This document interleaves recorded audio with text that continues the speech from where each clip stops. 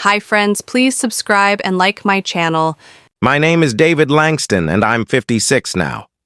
If you'd told me 8 years ago that I'd be sharing this, not for pity or resolution, but just to unburden my heart, I'd have scoffed. I once thought time could mend any wound. It doesn't.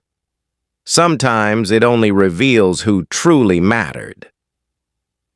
8 years back, my marriage to Marlene ended in a painful divorce. We'd been together for over 2 decades. She was 46, I was 48. Our daughter Emma was 20 when the split happened.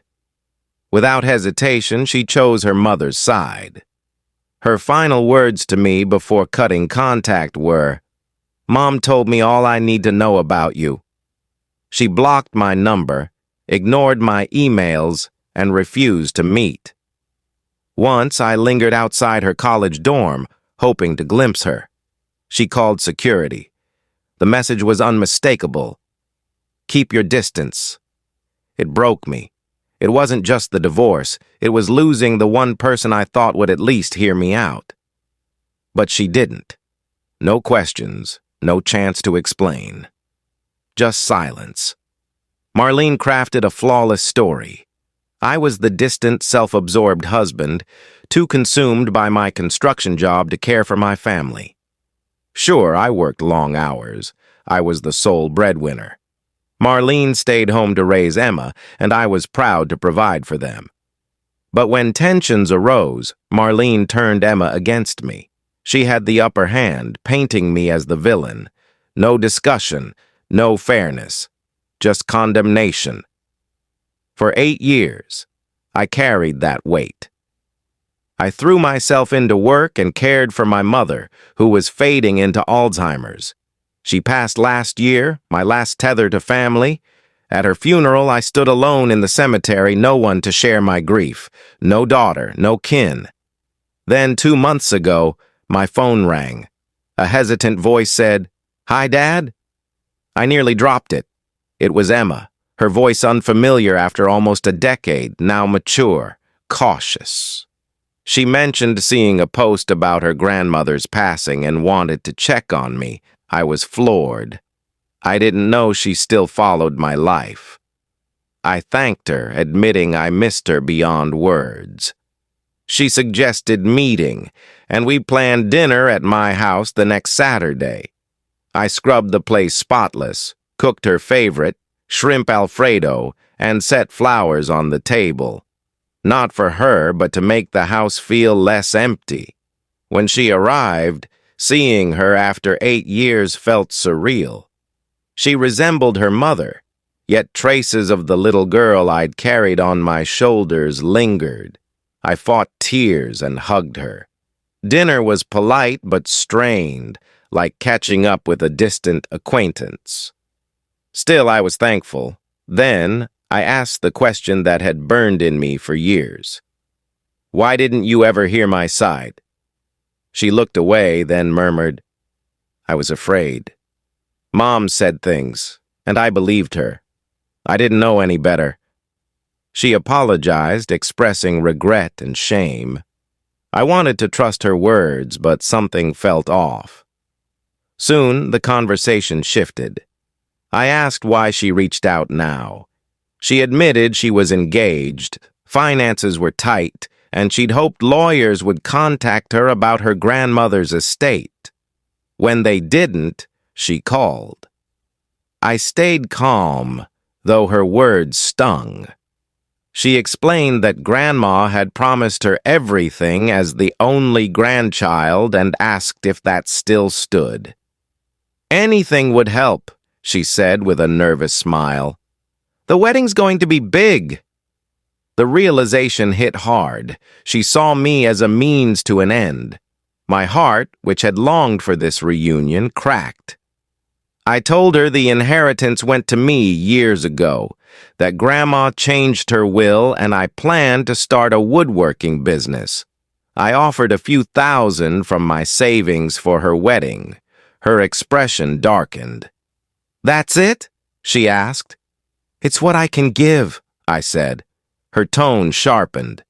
Grandma said I'd get everything. I'm her only grandchild. I replied. You also never visited her after the divorce. She snapped. You're just like Mom said, selfish. I laughed, bitter. And you're proving why I doubted your return. I told her. If you hadn't blocked me, you'd have seen my messages. You'd have known about Grandma's illness, maybe visited her before she passed. Maybe she'd have kept her promise. Shaken, she asked, What messages? I told her to unblock me. She did, and I sent every text. Pleased to talk, updates on her grandmother, an invitation to her funeral. Silence followed.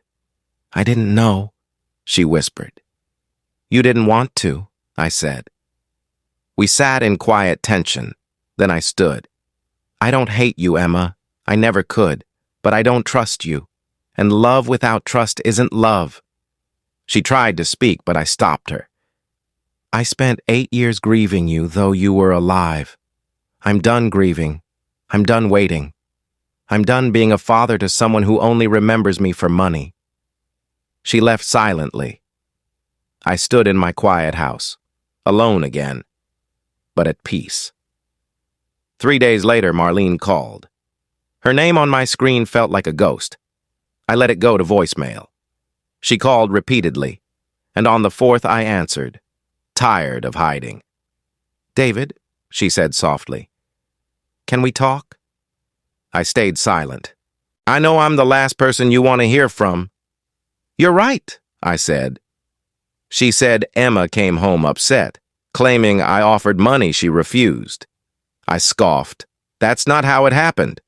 Marlene admitted, I know Emma lies, but that's not why I'm calling. Then why? I asked. To apologize, she said. I froze. 8 years too late, I replied. I know, she said, voice breaking. I ruined you. I convinced myself you were cold, uncaring, to justify turning Emma against you. So you admit it? I asked. Yes, she said. I was angry, bitter.